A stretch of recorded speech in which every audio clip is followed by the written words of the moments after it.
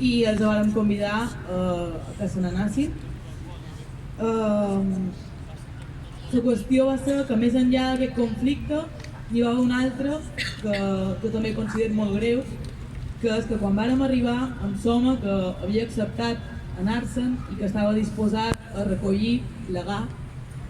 vàrem trobar que hi havia un grup de persones, d'homes majoritàriament, que estaven intervinguent,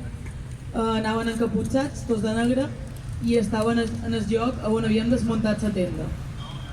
Aquesta gent va tenir una actitud agressiva cap als denunciats i sabia la seva intenció de fer-los fora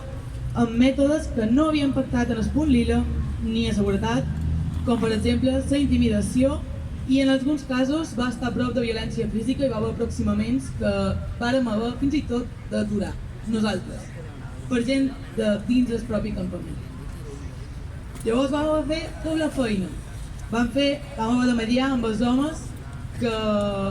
havíem d'expulsar, amb els dos homes que se'n van anar ahir vespre per voluntat pròpia, finalment, després d'explicar-los tot.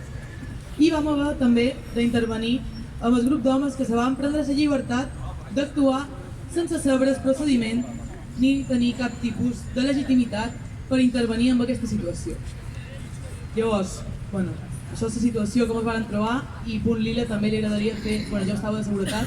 i a Punt Lila li agradaria fer una reflexió sobre aquest tipus d'actituds i de prendre's aquest tipus de llibertats i d'actuar de manera autònoma quan està en un espai organitzat.